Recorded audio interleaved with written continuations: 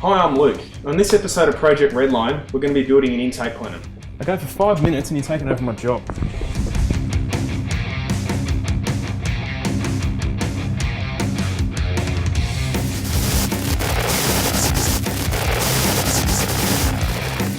Right, that's right. It's time to modify the intake side of the system. Now I've got a set of intake runners here that we'll have to modify, and also, for no other reason than I feel like it, we're going to make a custom intake plenum too. Before we make the plenum though, you need to modify this lower section of the manifold because standard an RX-7 FC runs 4 EFI injectors. Yep. But we're going to run 6, so we need to work out how we're going to mount those extra 2. We start by marking and then milling out 2 pockets into the intake manifold. Once cut out, let's take a closer look at what we're doing. Alright, so we've milled out the pockets in our intake manifold. You'll see now, there's 2 holes here for our auxiliary injectors. They'll all run off the same fuel rail. What we need to do now is pretty much replicate this factory sort of boss here, which we'll weld in place here and here. Once that's done, we'll get our ProFlow Series 2 fuel rail extrusion. So this is they do make 2 types. This is the much thicker style. It's also got a larger ID for the fuel rail, so much more fuel flow capabilities. So with the intake manifold bosses welded in, it's time to make the custom rail. This is where the mill is used to make the most of dead accurate measurements. The 4 holes are drilled, the lead-in edges are chamfered.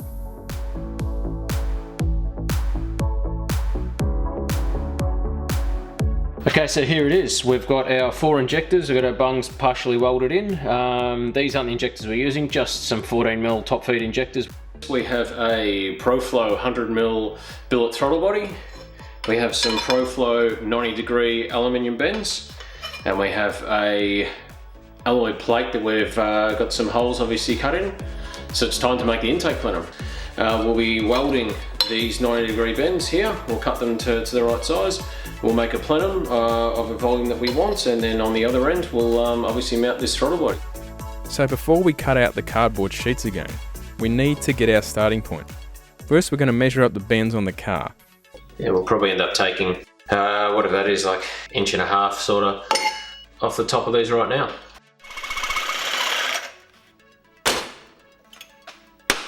Okay, so the pipes are cut. I've done a quick lineage on them. What I'll do is I'll just number these for my own benefit. 1 runner. What I really want to do is mark out where I want each one of these pipes to sort of sit, so this will give me an indication of where each one's going to go. We've got this line set up, which is basically the somewhat the underskin and structure of the bonnet. We've got that set up so we know basically where we can sit the throttle body. It's going to come out of the intercooler and into here, obviously. Box off here, box there, and then we'll just make the plenum come in and around here. This plate will end up here, obviously. Alright, so progressing now, we've cut out originally the first plate. We cut the pipes to the width we wanted, welded all the way around, drill a hole so that fits.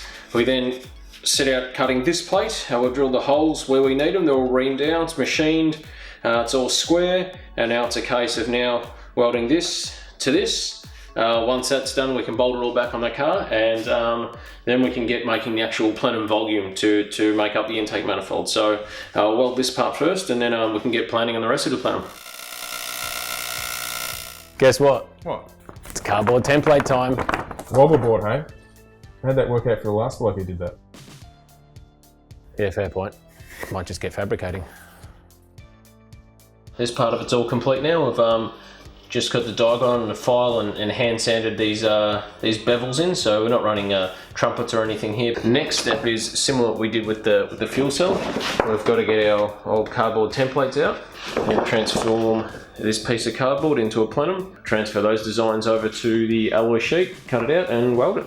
So here is the beginning of the intake manifolds. The flange, the runners, the mounting flange, the plenum volume, throttle body, and then the intercooler. So we'll have a 90-degree tight angle here come off with a short intercooler pipe.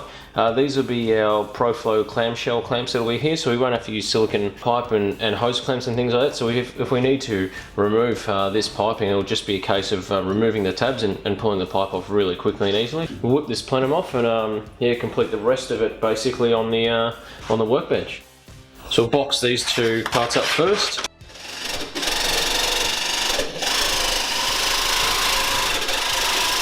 Okay, so just to get lineups sort of right and bends where we're going to make them, just use a couple of clamps on here to hold it all into place. Here it is so far. So we've got flange, runners, flange plates. Obviously we've got a giant air leak here and here at the moment.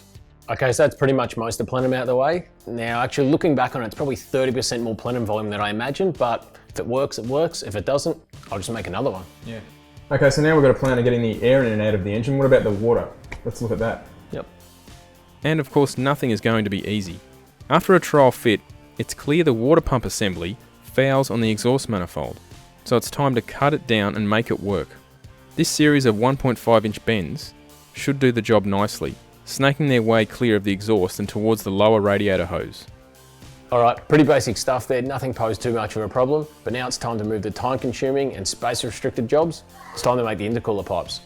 I noticed the pipes are going to be quite short, but because of the angles you got to work with there, it looks like it's going to be a case of measure 5 times, cut once. Yeah, that's right. So this is the sort of stuff that really takes a lot of time. It's the sort of things that customers, when businesses are doing jobs for this kind of fabrication work, don't actually understand the time that's gone into the job. So they may look at a finished pipe and think, oh, that's a 15-minute job. Geez, why is this costing this much? But in reality, you know, this intercooler job to do these piping is going to be intercooler in, out, in, out, in, out. And you know, it's pretty much going to be like a 2+ hour job just to do a couple little cuts here and there. You know, we could spend the best part of the next 5 or 6 hours doing this. This is the sort of stuff that customers should understand. This stuff takes a long time to do, and it's why it can cost a lot of money for custom fabrication work. With the intercooler in the car, the first job is to weld a modified outlet onto the end tank. Alloy bends come in 2 common forms. That is a mandrel bend or a donut.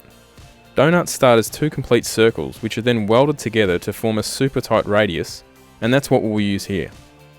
With the intercooler bend welded, it's time to weld the clamshell to the throttle body.